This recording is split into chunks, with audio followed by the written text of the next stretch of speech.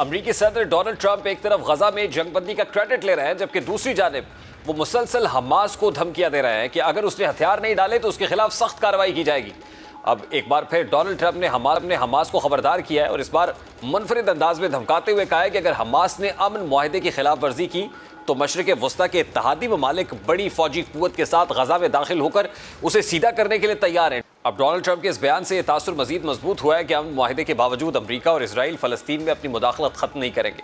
गो कि Donald Trump ये जाहिर करने की कोशिश कर रहे हैं कि उन्होंने गजा का कंट्रोल मुस्लिम ममालिक की अफवाज के सपुर्द कर दिया और अमरीका और इसराइल अब उनके दरमियान से निकल गए हैं। लेकिन दर हकीकत आलमी मुबसरीन के नज़दीक अमरीकी सदर का यह बयान मुस्लिम ममालिक और हमास के दरमियान कशीदगी पैदा करने की एक कोशिश करार दिया जा रहा है। दर हकीकत डोनाल्ड ट्रंप इस तासुर को मजबूत बनाना चाहते हैं कि तनाज़े की असल वजह हमास है, ताकि मुस्लिम ममालिक के सामने हमास का इमेज ख़राब हो और इसराइल और अमरीका पीछे रहकर मुस्लिम दुनिया और हमास को एक दूसरे के मद्दे मुकाबिल खड़ा कर सकें, यूँ मजीद खून रेजी हो और ऐसे में डोनाल्ड ट्रंप दुनिया के सामने ये दावा कर सकें कि उन्होंने तो अमन के लिए किरदार अदा किया लेकिन मुस्लिम ममालिक यहाँ अमन कायम करने में नाकाम रहे। अब मौजूदा सूरत हाल ये है कि हमास गैर मुसल्लह होने को तैयार नहीं, क्योंकि उसके नज़दीक गजा में ताहाल नज़्म व ज़ब्त कायम नहीं हो सका है। इसराइली फ़ौज बज़ाहिर गजा से निकल चुकी है, लेकिन अब वहाँ मुख्तलिफ मुसल्लह गिरोह सरगर्म है, जिनमें से बेशतर को इसराइल की हिमायत और फंडिंग हासिल है ताकि वो हमास के खिलाफ लड़ सकें। एक अंदाजे के मुताबिक हमास के अरकान की तादाद तकरीबन 1 लाख है।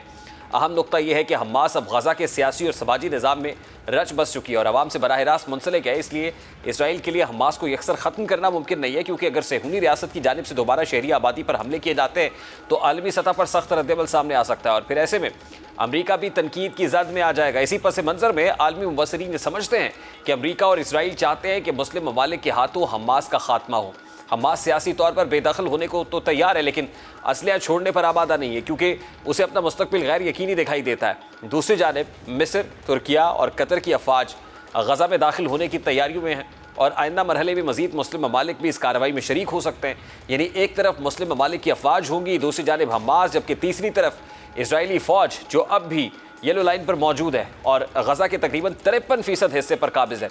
इस पेचीदा सूरत हाल में अमरीका और इसराइल की कोशिश होगी कि मुस्लिम अफवाज और हमास को बराह रास्त आमने सामने कर दिया जाए ताकि खत्ते में मजीद बदअमनी फैले। अब ऐसे हालात में डोनाल्ड ट्रंप का हालिया बयान इंतहाई मानी खेज बन जाता है। ये देखना अहम होगा कि आए तुर्किया, मिस्र और दीगर मुस्लिम ममालिक वाकई हमास के खिलाफ फौजी महाज खोलेंगे, क्योंकि अगर ऐसा हुआ तो मशरिक़ वस्ता में अमन की बजाय एक और ज़्यादा ख़तरनाक लहर उठ सकती है, जिसका सबसे बड़ा फ़ायदा इसराइल को पहुँचेगा। और ये पहलू भी काबिल गौर है कि तुर्किया, मिस्र और कतर का हमास पर एक ख़ास असर और रसूख है और मुमकिन है कि हमास उन ममालिक के साथ खुली मज़ामत ना करे, क्योंकि यही वो ममालिक हैं जो इसे सियासी पनाह या हिमायत फराहम कर सकते हैं। इसलिए हमास की कोशिश होगी कि इन ममालिक के साथ बराह रास्त तसादुम ना हो। बहरहाल ऐसा महसूस हो रहा है कि डोनाल्ड ट्रंप और नेतन्याहू ने एक तयशुदा मनसूबे के तहत ये सारी हिकमत अमली तैयार किया ताकि मुस्लिम ममालिक और हमास को एक दूसरे के खिलाफ खड़ा किया जा सके और यूँ अमरीका और इसराइल ख़ुद को फ़लस्तीन में किए गए तमाम जंगी जराइम से बरीउज़्ज़मा करार दे सकें। अब इस पूरे मंजरनामे का तज्ज़िया किया जाए तो वाज़ेह होता है कि डोनाल्ड ट्रंप का हालिया बयान एक गहरी सियासी हिकमत अमली का हिस्सा है। अमरीका और इसराइल एक जानिब अमन का परचम बुलंद कर रहे हैं, लेकिन दूसरी जानिब ये तासुर गहरा हो रहा है कि वो पसे पर्दा ऐसी हिकमत अमली तश्कील दे रहे हैं जिनसे मुस्लिम दुनिया के अंदरूनी इख्तलाफात को हवा दी जा सके। हमास को मसले की जड़ करार देकर इसे मुस्लिम ममालिक के सामने एक रुकावट के तौर पर पेश किया जा रहा है ताकि खित्ते में ताकत का तवाज़ुन इसराइल के हक़ में कायम रहे। अगर मुस्लिम ममालिक वाकई हमास के खिलाफ अस्करी इक़दाम करते हैं तो इसके नतीजे में मशरिक़ वस्ता एक नए बहरान की लपेट में आ सकता है, जिसके असरात ना सिर्फ फ़लस्तीनी अवाम बल्कि पूरे इस्लामी खित्ते पर मुरतब होंगे और हमास के खिलाफ किसी भी फ़ौजी कार्रवाई से इसराइल को सियासी और अस्करी तौर पर फ़ायदा पहुँचेगा, क्योंकि वो बराह रास्त मुलव्विस हुए बगैर अपने मकासद हासिल कर सकेगा। ऐसे में मौजूदा सूरत हाल में सबसे बड़ी ज़रूरत दानिशमंदाना हिकमत अमली की है। अमरीका का किरदार नहायत अहम है, वो क्या किरदार अदा कर रहा है बात करेंगे। सैयद हमज़ा रिफ़त साहब इंटरनेशनल रिलेशंस एक्सपर्ट है, हमारे साथ मौजूद हैं। अस्सलाम वालेकुम हमज़ा रिफ़त साहब, बहुत बहुत शुक्रिया आपके वक्त के लिए।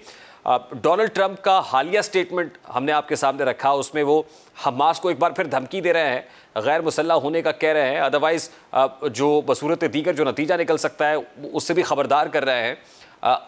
और ज़ाहिर है हमने पिछले दिनों जैरेड कुशनर को अमरीकी जो वफ़द है उसको इसराइल में देखा। अमरीका का इस सारे मामले के अंदर ज़ाहिर है एक एग्रीमेंट होना, उसके बाद उसकी एग्जीक्यूशन पर बहुत बड़ा सवालिया निशान है। क्या किरदार नज़र आ रहा है? देखिए, किरदार काफ़ी सिंपल है। अमेरिका और डोनाल्ड ट्रंप एडमिनिस्ट्रेशन की तरफ से तो ये एक विनर्स डील थी कि हमास को बेसिकली डिलेजिटिमाइज कर दिया जाए, उनको डिसआर्म कर दिया जाए और सियासी तौर पे उनको गाजा से मिटा दिया जाए। क्योंकि अगर आप इनके स्टेटमेंट्स को उठा के देख लें, उन्होंने इसी चीज का जिक्र किया है कि हमास बेसिकली एक वायलेंट रोग किस्म का एक्टर है।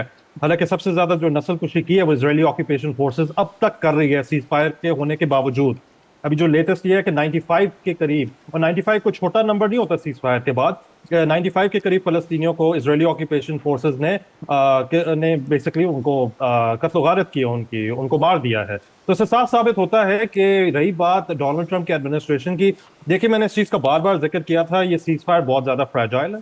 फ्रेजाइल इस वजह से है क्योंकि इसराइल की जो ओवरऑल ओरिएंटेशन है पूरे इस सीज फायर के ऊपर, वो यही है कि नस्ल कुशी करने का हमें एक और मौका मिल जाए। ट्रंप का जो फिक्सेशन है, और हमें याद रखना चाहिए जो उनकी यूएनजीए की जो स्पीच थी उसको अगर आप उठा के देख लें, उन्होंने इसी चीज का जिक्र किया था कि हमास को हॉस्टेजेस वापस करने होंगे, Hamas this Hamas that. Basically Hamas के ऊपर सारी फिक्सेशन है, इजरायली वॉर क्राइम्स के ऊपर नहीं है। हालांकि सीज फायर की वायलेशन अगर हम इस वक्त मेरिट के ऊपर देखें तो वो इजरायली ऑक्यूपेशन फोर्सेस वो खुद कर रही हैं, हमास ने नहीं किया। आपने मिस्र का जिक्र किया, आपने तुर्किया का जिक्र किया, आपने कतर का जिक्र किया। देखिए हमास एक पॉलिटिकल रियलिटी है गाजा के अंदर। हमास को यूनिवर्सली टेररिस्ट ऑर्गेनाइजेशन करार नहीं दिया गया, not only in the Muslim world but also all across the world. तो क्योंकि वो एक सियासी रियलिटी है, उनको खत्म करके किसी भी सीज फायर का इंप्लीमेंट होना बहुत ज्यादा मुश्किल है, उसकी बहुत ज्यादा रुकावटें आ जाएंगी। क्योंकि हमास ने ये, वो तो डिसआर्मामेंट के ऊपर भी एक बहुत बड़ा कॉम्प्लिकेटेड कॉन्वोल्यूटेड किस्म का प्रोसेस है। डिसआर्मामेंट आप हमास की कैसे करेंगे जब उनकी फंडिंग के सोर्सेज होंगे, जब उनकी वेपनाइजेशन होगी। पूरी एक तारीख रह चुकी है, मुस्लिम ब्रदरहुड का ऑफशूट था हमास, अक़वानुल मुस्लिमीन का ऑफशूट था हमास। तो हमास के ऊपर फिक्सेशन रखना मेरे ख्याल से डोनाल्ड ट्रंप एडमिनिस्ट्रेशन की तरफ से कोई ज्यादा दानिशमंदी को मुजाहरा नहीं वो कर रहे। उनको चाहिए ये कि वो ये बात करें कि कत्ल गारत खत्म हो जाए, सीज फायर के जो सेंट्रल टेनेट्स है उनके ऊपर अमल दरामद हो। पर इस वक्त इजरायली ऑक्यूपेशन फोर्सेस के इरादे कुछ और हैं। तो हमास को डिलेजिटिमाइज करना, मुसलमान दुनिया को हमास के खिलाफ कर देना, ताकि इब्राहिम अकॉर्ड, वो जो कश्नर, जारेड कश्नर का आपने जिक्र किया, कश्नर प्लान सारा ये है कि इब्राहिम अकॉर्ड्स अब सऊदी अरब तक एक्सटेंड कर लें, ऑक्यूपेशन को इंट्रेंच कर लें और बदले में फलस्तीनियों को कुछ पैसे दिए जाएं। हकीकत में तो सीज फायर के होने के बावजूद ह्यूमैनिटेरियन एड भी नहीं पहुंच पा रही फलस्तीनियों के तो लिए। हमजा रिफत साहब, इसका मतलब ये है कि अनसर्टेनिटी को बरकरार रख के कोई लार्जर गेन अचीव करना मकसूद है। क्योंकि हालिया दिनों में प्रेसिडेंट ट्रंप ने सऊदी अरब को लेकर ये स्टेटमेंट दिया कि सूनर और लेटर वो अब्राहम अकॉर्ड में आएंगे। ऐसा ही है, बिल्कुल ऐसे है। और मैं आपको साफ एक बात बता दूं कि Mohammed bin Salman was open to this idea शुरू के दिनों में, ये अक्टूबर 7 के अटैक से पहले की बात कर रहा हूँ। और वो नॉर्मलाइजेशन प्रोसेस का सऊदी अरेबिया को हमें अनफेयरली क्रिटिसाइज नहीं करना चाहिए, क्योंकि सऊदी अरेबिया का मकसद ये था कि इब्राहिम अकॉर्ड साइन करके वो फलस्तीनी स्टेटहुड की तरफ वो बढ़े। अब वो चीज भी काफी हद तक जेपर्डी में पड़ चुकी है। इस सीज फायर को सारे मेजर मुस्लिम कैपिटल्स मॉनिटर कर रहे हैं। तुर्की और मिस्र ने अपनी जो है फौजें भेजी हुई हैं। देखा यह जा रहा है कि क्या इस सीज फायर के ऊपर अमल दरामद होगा। तो जिस तरह अभी 95 कैजुअलिटीज हो चुकी हैं, उसके बाद और मजीद ही कैजुअलिटीज करेंगे। क्योंकि देखें, आप इसराइल की तारीख को उठा के देखें, आप एहुद बराक की हुकूमत देख लें, गोल्डा मेयर की देख लें, इस बेंजामिन नेतन्याहू की देख लें, जो एक वॉर क्रिमिनल है। उन्होंने सीज फायर को सिर्फ इस्तेमाल किया रीआर्म करने के लिए और आगे को जाके नस्ल कुशी करने के लिए फलस्तीनी के लिए। क्योंकि सेटलमेंट एंटरप्राइज तो वैसे का वैसा ही है। आर्म्स डील्स जो है वो इसराइल को ग्रीन लाइट अभी भी मेजर वेस्टर्न कैपिटल्स कर रहे हैं। तो ये कह देना कि सिर्फ सीज फायर के ऊपर इसराइल अमल दरामद करेगा, ये मेरे ख्याल से बहुत ज्यादा आइडियलिस्टिक थिंकिंग है। वॉशिंगटन इस वक्त अभी भी प्रो इसराइल है, प्रो इसराइल रहेगा। और डोनाल्ड ट्रंप एडमिनिस्ट्रेशन के आने के बाद हमें याद रहना चाहिए, वही डोनाल्ड ट्रंप है जिन्होंने 2017 के अंदर जेरूसलम को इसराइल का दारुल हुकूमत तस्लीम किया था, जिसके ऊपर बहुत बड़ा आउटक्राई था। ये तो एक अमेरिकन फॉरेन पॉलिसी की भी नफी की थी डोनाल्ड ट्रंप ने। तो यस, एक वाइडर ऑब्जेक्टिव यही है कि इब्राहिम अकॉर्ड हो जाए और ऑक्यूपेशन को डीपली इंट्रेंच किया जाए। और पर सबसे बड़ा स्टिकिंग पॉइंट है पैलेस्टीनियन स्टेटहुड का। और जब तक स्टेटहुड गारंटी नहीं होगी, सेटलमेंट एंटरप्राइज खत्म नहीं होगा, कत्ल गारत खत्म नहीं होगी, आप जितने मर्जी सीज फायर करवा दें। तो हमजा रिफत साहब, it seems as if it is just an eye wash. और फिर टर्किया, मिस्र और कतर की हम बात कर रहे हैं, जब बूट्स ऑन ग्राउंड होंगे तो what role are they gonna play then? देखें, मेरा नहीं ख्याल कि तुर्की, मिस्र और कतर जो है वो इन कॉन्फ्रंटेशन होंगे विद इजरायली ऑक्यूपेशन फोर्सेस। हम इजरायली ऑक्यूपेशन फोर्सेस को हम रोग रिजीम तो जरूर कहते हैं, but technologically they more advanced, उनके पास इंटेलिजेंस कैपेबिलिटीज भी हैं। वो और बात है कि वो नस्ल कुशी कर रहे होते हैं, उनका कोई काम मकसद हमास को इराडिकेट करना नहीं होता। मेरे ख्याल से उनका रोल ये होगा कि सीज फायर के अमल दरामद हो। पर अगर आप रिपोर्ट्स को उठा के देखें जो इंटरनेशनल मीडिया जो है रिपोर्ट कर रहा है, और मैं सिर्फ बात अल जजीरा की या बाकी चैनल्स की बात नहीं कर रहा, मैं न्यूयॉर्क टाइम्स की बात कर रहा हूँ, सीज़फायर वायलेशंस हो रही हैं despite boots on the ground. और जब तक इजरायली ऑक्यूपेशन फोर्सेस को अकाउंटेबल नहीं किया जाएगा, तो हम ये नहीं कह सकते कि ये सीज़फायर जो है ये विन फॉर ऑल है। और अच्छा हुआ कि डोनाल्ड ट्रंप को नोबेल पीस प्राइज नहीं मिला, बिकॉज फ्रैंकली स्पीकिंग इसी किस्म की आपको पेशरफ नजर आनी थी। हमास जो है वो बहुत ज्यादा रिलक्टेंट है डिसआर्म करने के हवाले से। जो रीजनल कंट्रीज उन्होंने अपनी फोर्सेस भेजी हुई है मॉनिटरिंग के हवाले से, और मॉनिटरिंग मैकेनिज्म भी आप अगर आप उठा के देखें, बोर्ड ऑफ गवर्नेंस के अंदर टोनी ब्लेयर जैसे वॉर क्रिमिनल्स हैं जिन्होंने इराक के कोई इखलाकी जवाब बन ही नहीं रहा था इराक को इन्वेड करने का, पर सदाम हुसैन की रिजीम उन्होंने गिरा दी थी और Iraqi blood is on his hand. तो आप किस किस्म की सीज फायर के ऊपर हम आप कह सकते हैं उम्मीद रख सकते हैं जब इस किस्म के मैकेनिक्स होंगे? ये एक आई वॉश है। आई एग्री विद यू, मैं आपसे इत्तेफाक करता हूँ, ये बेसिकली एक आई वॉश है। तो अब फिर वो जो इतनी बड़ी एक्सरसाइज हुई है, जैसे मुस्लिम ममालिक को इंक्लूड किया गया और इंक्लूजन के साथ ये इस एग्रीमेंट तक पहुंचा गया, तो इसका मतलब तो ये कि बड़े बड़े फॉरम्स बेअसर हो जाएंगे फिर हमजा रिफत साहब। और फिर अगर ऐसा होता है तो फिर बैकलैश क्या आएगा? जाहिर है एक इस अनसर्टेनिटी के अंदर तो हमास पे डिसआर्म होने के लिए, गैर मुसल्लह होने के को तैयार नहीं है, तो फिर इसका बैकलैश हम क्या देखें? बैकलैश ये हो सकता है कि, और ये मैं रियलिस्टिकली बात करूं, कि इसराइल के ऊपर और अटैक्स होंगे हमास की तरफ से, और वो उनका एक इखलाकी जवाब बनता है। वो ये कहेंगे कि सीज फायर वायलेशंस हो रही हैं और इजरायली ऑक्यूपेशन फोर्सेस की तरफ से हो रही हैं। तो आप हमारी डिसआर्मामेंट की क्यों बात कर रहे हैं? हम तो इसराइल के खिलाफ ऑक्यूपेशन से सदियों से लड़ते आ रहे हैं, 1948 से लड़ते आ रहे हैं। हालांकि हमास की डेवलपमेंट बाद में हुई थी, पर पैलेस्टीनियन रेजिस्टेंस कहते हैं हमास को। तो कहने का मकसद ये है कि जो फोरम्स की अगर हम बात करें, बात यह होती है कि पैलेस्टीनियन लीडरशिप को हमास एक रियलिटी है गाजा के अंदर, उनका एक सोशल कॉन्ट्रैक्ट है गाजा के अवाम के साथ। उनको जब आप मिल बैठ के बात नहीं करेंगे उनके साथ कोई निगोशिएटेड सेटलमेंट की, तो सवाल ही पैदा नहीं होता। हमास को साइडलाइन करके आप किस किस्म की हुकूमत फलस्तीन के अंदर लेके आना चाह रहे हैं? क्या वो अवाम को तस्लीम होगी कि नहीं? ठीक है, अगर आपने इम्पोज भी कर दिया है तो किस किस्म की वो नुमाइंदगी करेंगे? क्या वो प्रो इसराइल गवर्नमेंट होगी? ये तो बेसिकली फलस्तीनी कॉज के साथ एक बहुत बड़ी ज्यादती है जो ये सीज फायर के कुछ नुकात के ऊपर इजरायली ऑक्यूपेशन फोर्सेस उसको वायलेट करी है, और डोनाल्ड ट्रंप का फिक्सेशन हमास के ऊपर है। वॉर क्राइम्स को अगर आप उठा के देखते हैं, देखिए ये बार बार बहुत सारे एनालिस्ट बात कर चुके हैं।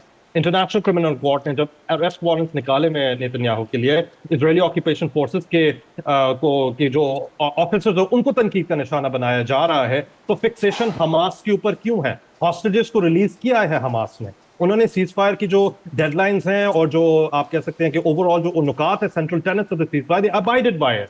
तो इशू सिर्फ ये आ रहा है कि फोरम कोई मर्जी हो, मुसलमान मुल्कों को डोनाल्ड ट्रंप की तरफ से ये जो दावत देना है कि सब कुछ ठीक हो जाएगा, ये भी इन अ वे एक आई वॉश है। और ये मुसलमान मुल्क जो है, तुर्की खास तौर पे, जो अर्दोगान का और रजब तैयब अर्दोगान को डोनाल्ड ट्रंप का इक्वेशन बहुत ज्यादा अच्छा नहीं है, वो इस चीज को जानते हैं कि ये जो सीज फायर है ये इंप्लीमेंट तब तक नहीं हो सकेगा जब तक इजरायली ऑक्यूपेशन फोर्सेस को और नेतन्याहू रिजीम को जो है अकाउंटेबल नहीं बनाया जाएगा। ठीक, लास्टली हमजा रिफत साहब, जाहिर है हमारे यहाँ भी हमने हमारे deputy prime minister, foreign minister ने on the floor of the house ये कहा था कि we didn't have any other option but to accept this. और हमारे जाने के बाद जिस तरीके से एक ड्राफ्ट भेजा गया, और अब जाहिर है मुस्लिम ममालिक के भी इस पर रिजर्वेशंस और कंसर्न्स हैं कि जो ड्राफ्ट तैयार हुआ और जिसके ऊपर एग्रीमेंट के तहत ये हम पीस डील की तरफ बढ़ रहे हैं, तो जाहिर है इसमें तो लगता तो यूं ही है कि इसमें कैपिटलाइज करने की कोशिश की गई अमेरिका और इजराइल ने मिलके। इसके बावजूद भी आपको लगता है कि इस डील से भी पीछे हटा जाएगा, या इसके अंदर भी जो एक पीस का एक कहीं ना कहीं एलिमेंट मौजूद है उसको सबूताज किया जाएगा? सबूताज किया जाएगा। ज़ायनिस्ट जो एलीट है अमेरिका की पॉलिसी मेकिंग सर्कल्स के अंदर, और इजरायली ऑक्यूपेशन फोर्सेस और उनकी गवर्नमेंट के जो ओरिएंटेशन है, वो यही चाहेंगे कि अगर कोई नस्ल कुशी जो है वो उसकी शिद्दत थोड़ी सी कम कर दें, पर नस्ल कुशी वो करते रहेंगे। और ये एक बेसिकली एक प्लेटफॉर्म डोनाल्ड ट्रंप को इस मामले में मिल चुका है कि ऑक्यूपेशन को और ज्यादा डीपली इंट्रेंच किया जाए, और इंट्रेंच करने के बाद उस ऑक्यूपेशन को बेसिकली एक इजराइल को जवाब बन जाता है कि ठीक है, अगर तो हम फर्ज करें फलस्तीनियों के साथ अमन कर लेते हैं, पर हम स्टेटहुड को रिकग्नाइज नहीं करेंगे, और पीठ पीछे जो है एथनिक क्लेंजिंग हो रही है। तो आपको ये हमें थोड़ा सा ये समझना चाहिए कि जब ट्रंप का ये सीज फायर प्लान आया था और हमास को बहुत ज्यादा शदीद तनकीद का निशाना बनाया गया, तो उसके अंदर एक शिक है सीज फायर प्लान को अगर आप उठा के देख लें कि Israeli occupation forces can stay in Gaza as long as they feel के एग्जिस्टेंशियल थ्रेट है। और अगर वो, इसका मतलब ये है कि आपने एक फ्री हैंड दिया हुआ है ऑक्यूपेशन फोर्सेस को कि उस आंक्लेव के अंदर वो जितनी मर्जी नस्ल कुशी करते रहे, जितनी मर्जी वो बॉम्बार्डमेंट्स करते रहे। तो इशू सिर्फ ये आ रहा है कि ये सीज फायर मेरे हिसाब से टेम्पररी होगा। हमारे पाकिस्तान को, जाहिर बात है, देखें, मैं आप हम सब ह्यूमैनिटेरियंस हैं, हम चाहते हैं कि नस्लकुशी बंद हो, हम ये चाहते हैं कि जेनोसाइड खत्म हो जाए, हम ये चाहते हैं कि इमदाद वहां पे आए। पर इस वजह से हम सीज फायर के ऊपर, हमारी जो स्टेट लेवल के ऊपर हमने इस चीज को एक्सेप्ट किया, पर इसका हरगिज मतलब ये नहीं है कम हम रियलिटी से मुंह मोड़ लें और हम ये इस चीज का एतराफ ना करें कि इजरायली ऑक्यूपेशन फोर्सेस किस किस्म की वायलेशन अभी तक कर रही हैं। और जब तक ये वायलेशन खत्म नहीं होंगी, मुसलमान कैपिटल्स के अंदर भी बहुत ज्यादा अनईज होगा और डोनाल्ड ट्रंप के ऊपर मजीद प्रेशर पड़ सकता है। बहुत बहुत शुक्रिया सैयद हमजा रिफत साहब आपके वक्त के लिए। International relations expert Syed Hamza Rifat हमारे साथ मौजूद थे। Let's take a very quick short break के बाद वापस आएंगे। केपी में कैबिनेट की तशकील अभी भी something which is hanging in the air, इस पर बात करेंगे इस ब्रेक के बाद हमारे साथ।